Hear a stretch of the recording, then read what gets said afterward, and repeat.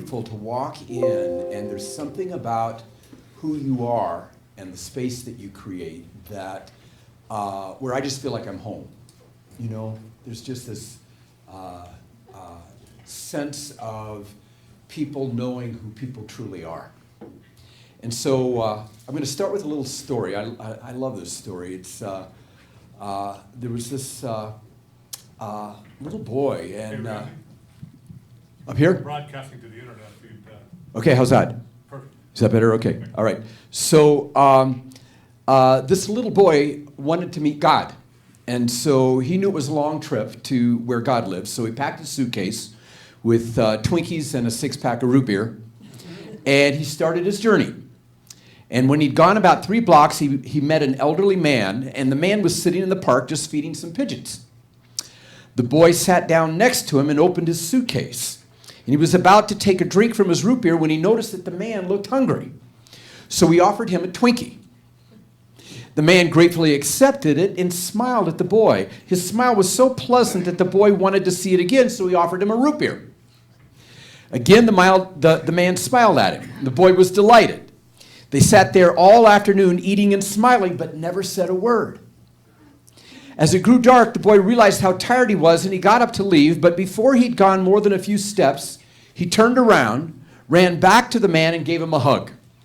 The man gave him the biggest smile ever. When the boy opened the door to his own house a short time later, his mother was surprised by the look of joy on his face. She asked him, "What did you do today that made you so happy?" He replied, "I had lunch with God." But before his mother could respond, he said, "You know what? God's got the most beautiful smile I've ever seen." Meanwhile, the elderly man, also radiant with joy, returned to his home. His son was stunned by the look of peace on his face, and he said, "Dad, what did you do today that made you so happy?" He replied, "I ate Twinkies in the park with God." However, before his son responded, he said, "You know, he's much younger than I expected." So one of the things that I love about this community is walking into it, I'm walking into a place of higher consciousness.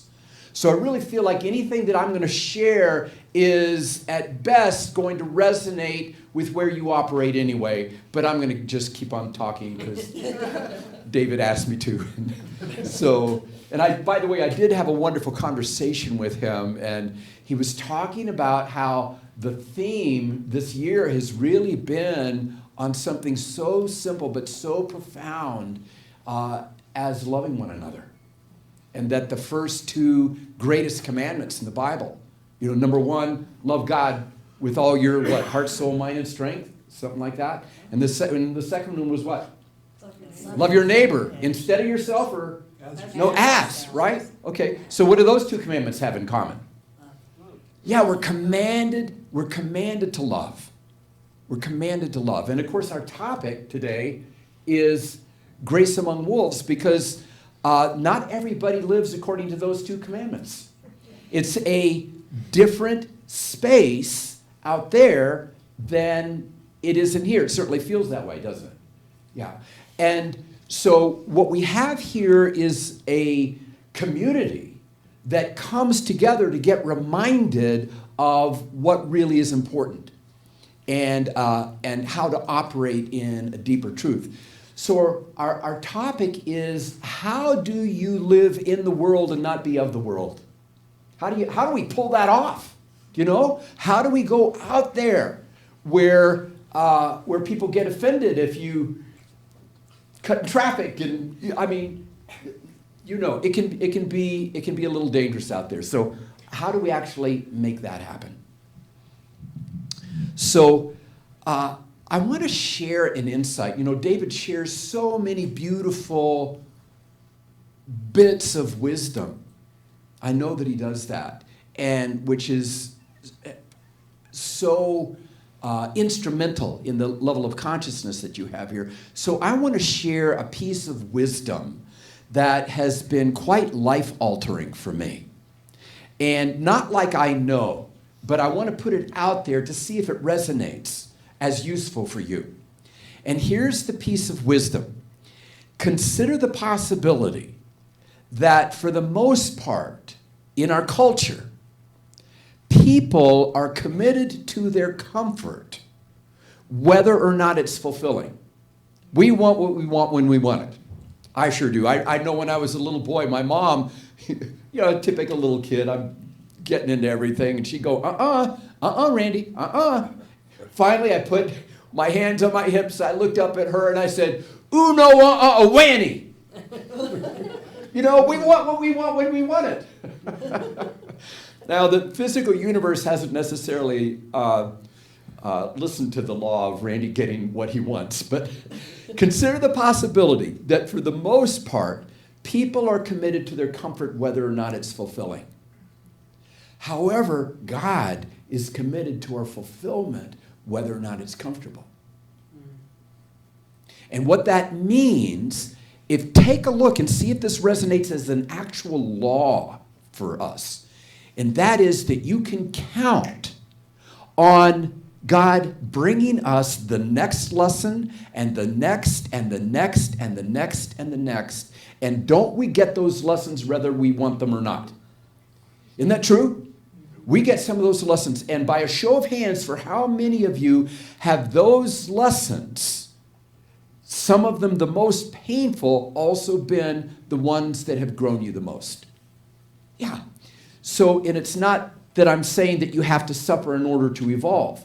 But for me, when I look at some of the most painful lessons, that's where God has gotten my attention and shaken me to the core. That's where I've been reorganized in a way where I can live consistently with those two commandments. So I'm going to offer some ideas, again, that I think are going to resonate. We'll see. And the first one is a question about where relationships reside. Your relationship with every single human being lives where? Does it live in the other person? Does it live halfway in between? Or is it more accurate to say that your relationship with every single human being lives in here? Isn't that more accurate? Yeah. And why is that the good news? Because you get that back. Yeah. Thank you. Thank you. So consider the possibility if your relationships lived outside of you, you would have very limited power. But if your relationship lives in here, this is a realm over which we have dominion. And we're learning how to manage that. Does that make sense? So consider the possibility. I'm going to ask you all just for a moment to think of the person that you have the most difficulty with. Whoever that is. Even if I'm not going to say that you might be sitting next to him. So I won't say that. But consider the possibility that person is exactly the way that they are. Can you buy that? Aren't they that way? So what happens is internally, when we start resisting the way somebody is, where do we create conflict? Out there or in here? Or most likely both? Yeah, most likely both. So my point is, here's my point. Consider the possibility that person is indeed brought to you to show us where we can evolve inside. And in our culture, we don't put our attention in that way. We put our attention, that person's just a jerk, right? Okay, so this is a whole higher level of growing. So what I want to share today are some very specific tools, things that as we manage these, we grow up the wisdom curve, we become more capable in relationship, and therefore we put something different out in the universe and we start to get something different back. So the key isn't so much about necessarily, I know in romantic relationships, it's not so much about finding the right person as it is about what? You got it. You see, I'm preaching the choir here. Dang. But it's so true, isn't it? And yet, I know I love coming to church because I get reminded. You know, it's like, oh, there is that person. And, oh, what is God trying to teach me in bringing that person to me? So I'm going to share some very specific pieces here that have seemed to make a difference in people's lives in the past. When you have a conflict with somebody, we know that the conflict lives in here. I want to share a tool that has been remarkably helpful. How many of you have found at certain times in your life that you would do anything to avoid conflict? Okay, yeah. And if you're running away from a lesson, does God give up on you? No way. No way. No, and all of that's brought with great love. It doesn't feel like it in the moment. How many of you have had a lesson and felt like you've been betrayed by God? You know, we've all had that experience. But it's never been betrayal. It's just given us a lesson that we've been, in that moment, resisting. So, first piece that I want to share is this piece of fear. How many of you at some point in your life were in the presence of somebody who was aggressive, hurtful, dominating, and being around them was painful? Yeah, most of us have had that. And so what we do in our lives is we go, I'm never going to be like that. And sometimes in having to not be a certain way, what happens is that we give up some tools in our arsenal. So for example, if you were around somebody who was really controlling and you say, I'm never going to be that way, it could cost you personal power. It could cost you expressing your boundaries when you need to express your boundaries. You know, I love people with all my heart, but I lock my doors at night. Do you see what I'm saying? And that's okay. So I want to share a concept of fear that is very contrary to what we're taught out there, but who cares if it's useful? And here it is. Consider the possibility that what creates fear is an unwillingness to experience something. What creates fear is an unwillingness to experience something.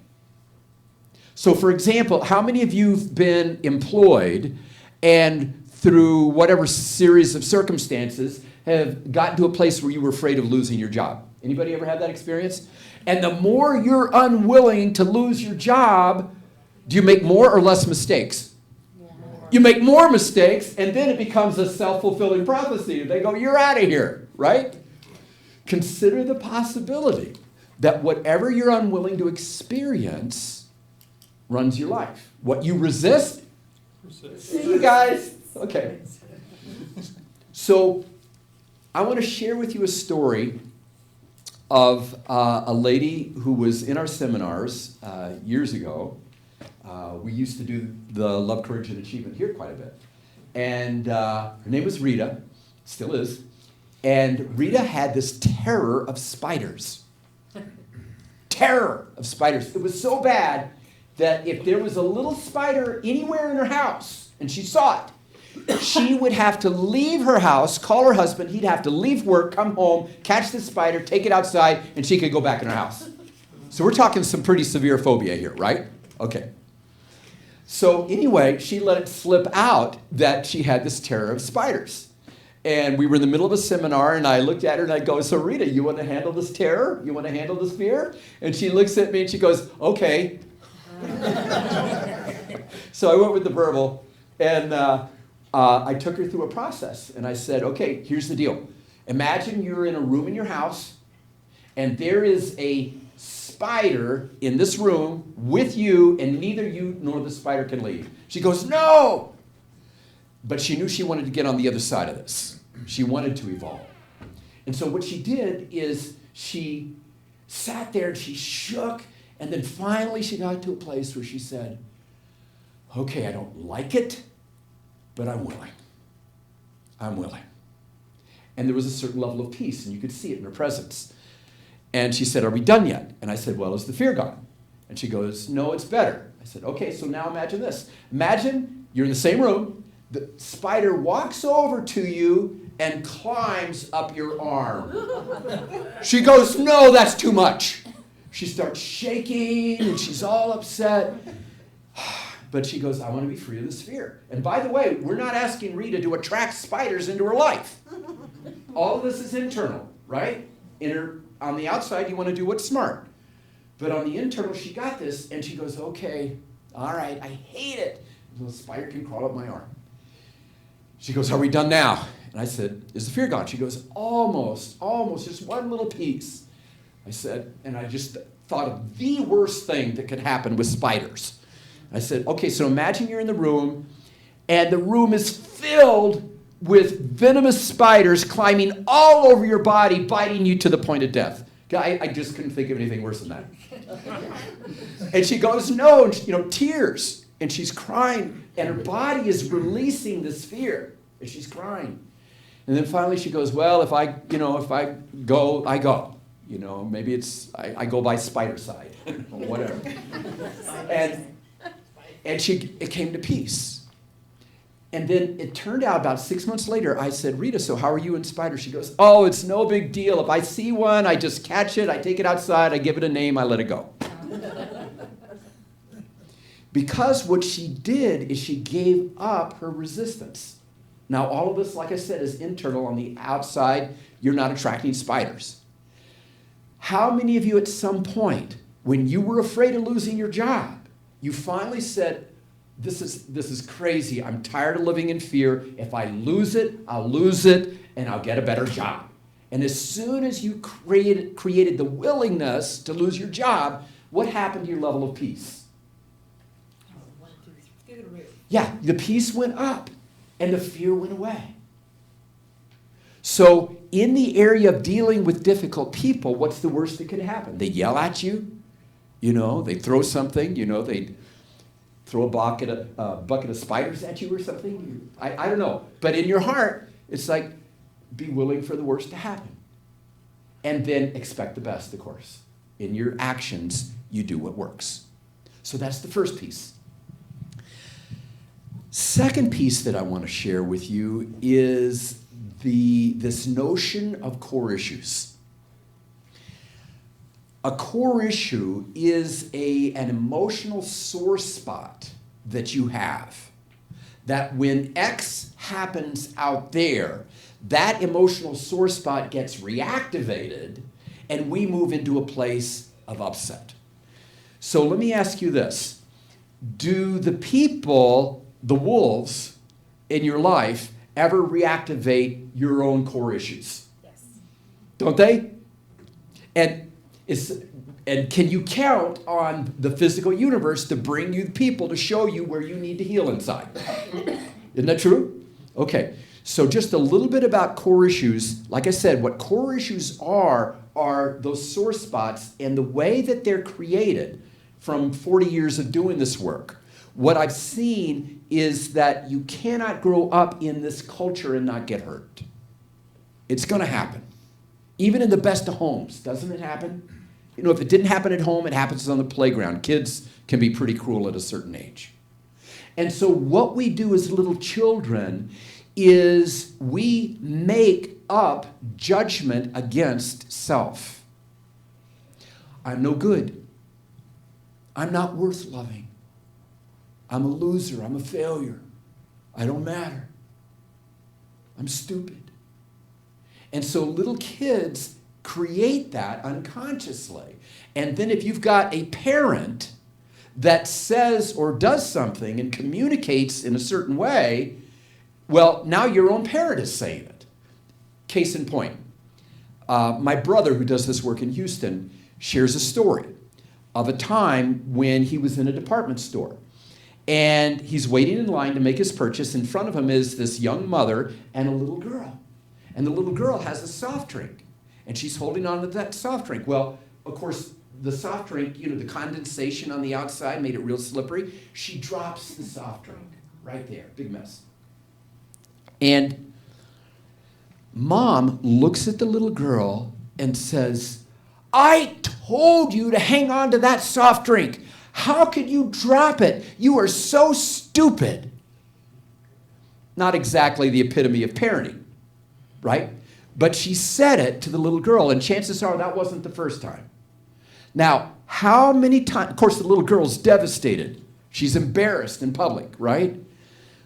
My question is, how many times do you suppose mom would have to deliver that communication before the little girl would buy the notion that she's stupid? Maybe once, right? Maybe once. And so what she does is she buys that notion that she's stupid, and what gives it its power is all the hurt that goes with it. When you take a thought and you imbue it with intense emotion, now you've got a catalyst. Now you've got something powerful that influences life. And so she buys this idea. She takes on this notion that she's stupid, and that's the worst thing in the world. If somebody thinks that you're stupid, they're not going to give you the time of day.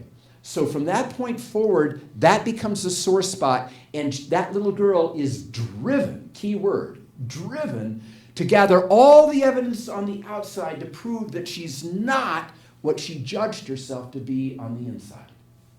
And my question is, can she ever get enough degrees? Can she ever get enough evidence on the outside to make the core issue go away on the inside?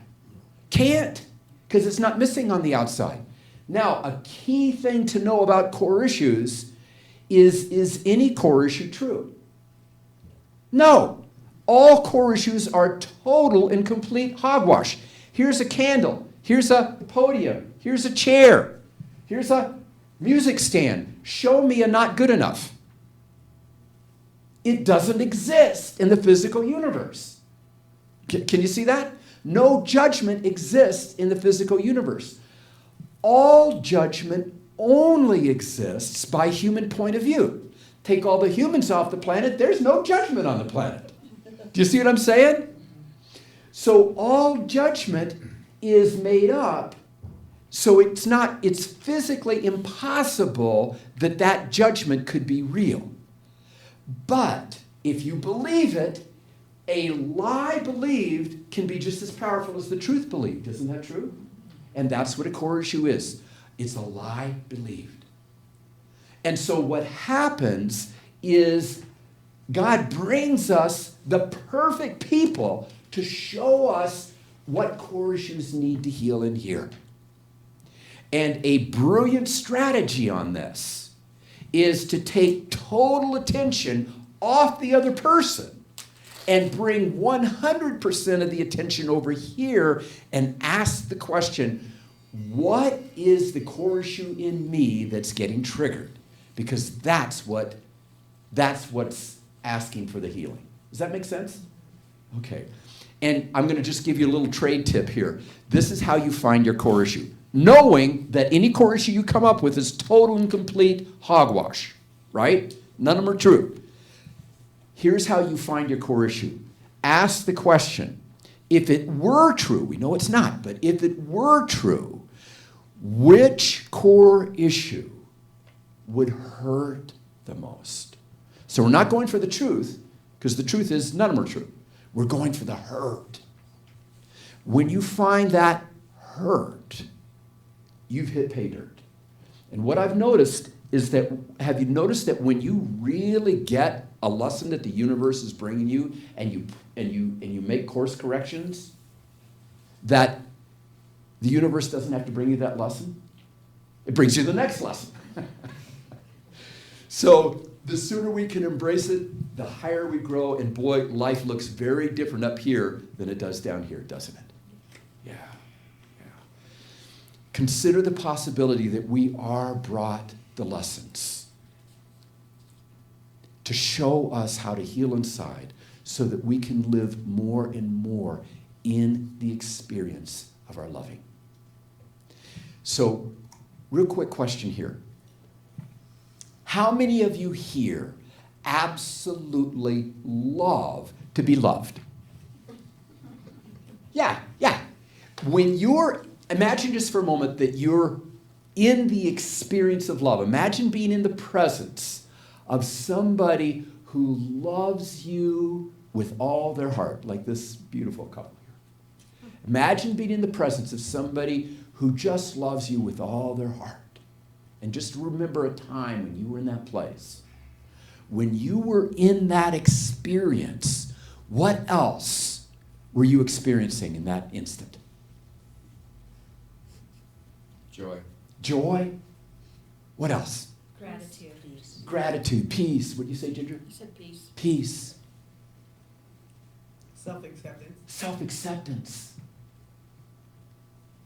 When I'm working with audiences, they come up with the same words each time. It's so beautiful. There's a connection with your intuition. There's an aliveness. There's a vitality. There's a sense of belonging. Your creativity flows. So,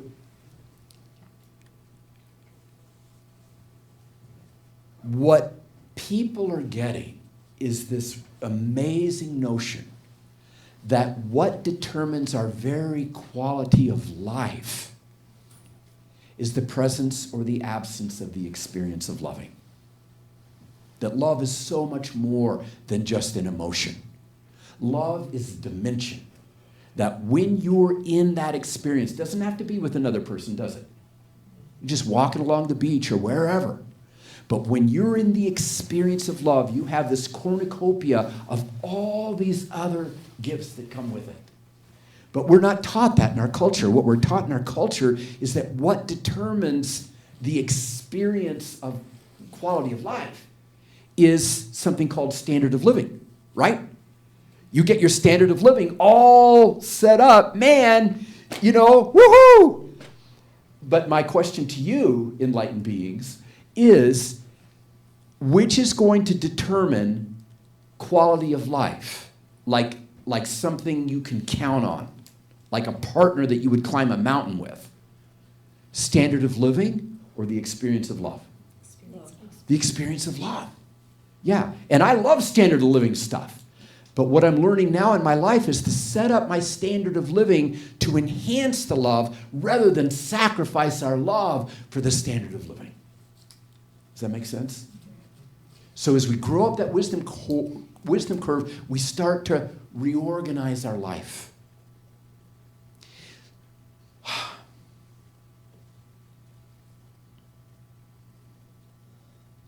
want to share one more story here. This was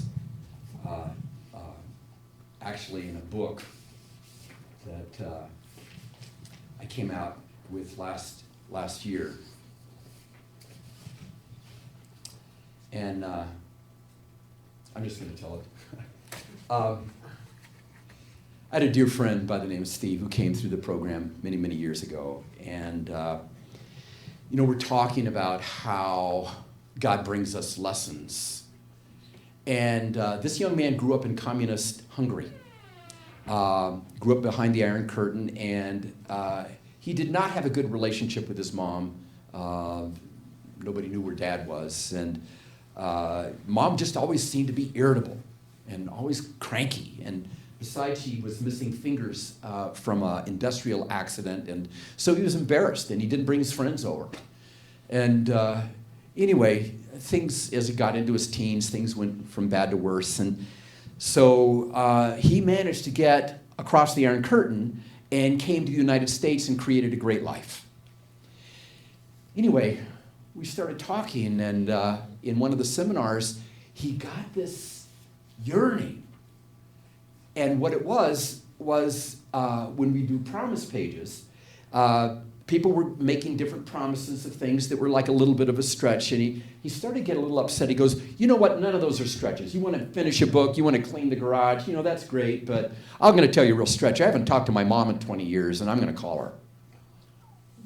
Whew.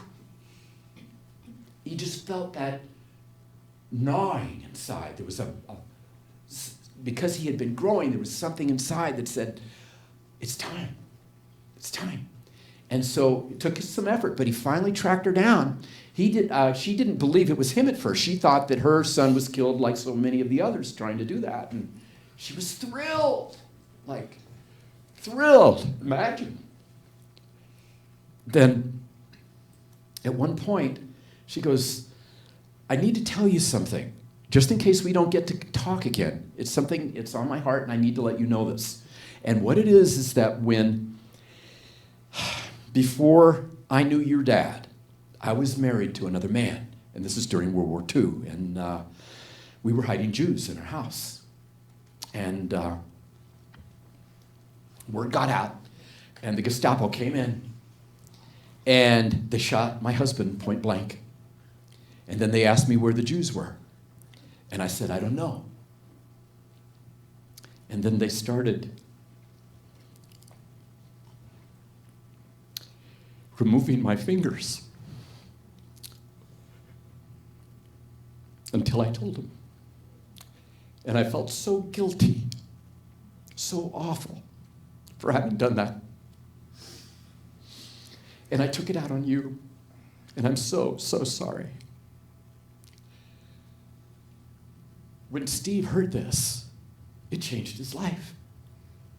He thought that his mother was just this angry being and never had the deeper wisdom of where that came from. How many times are there wolves out there that have a story that we'll never know? So, things got better. He actually went out and visited her, and that whole relationship got restored. So, people comment that Randy's the only person he knows that cries at Safeway openings. Anyway, where is there an opportunity for us to operate with the wolves in a way that elevates the wolf instead of brings us down to the pack? I love coming here. I want to thank you from the bottom of my heart in our workshop this afternoon. If you've got anybody in your life, they don't even need to be alive anymore, but if there's anybody in your life where you have that distance, I guarantee you God does not bring you a challenge unless there's a gift of healing greater than the challenge itself. God bless you.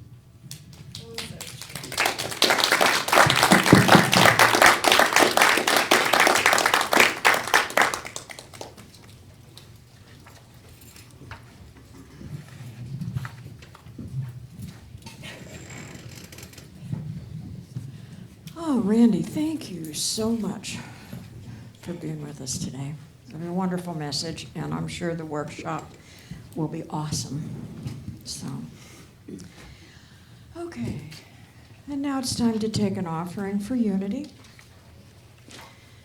So, if you'll hold your offerings in your hands. And with me, divine love through me blesses and multiplies all that I have, all that I give, and all that I receive. I give in love because I trust in God. Amen. And now, Trinity to Mask in her reverence.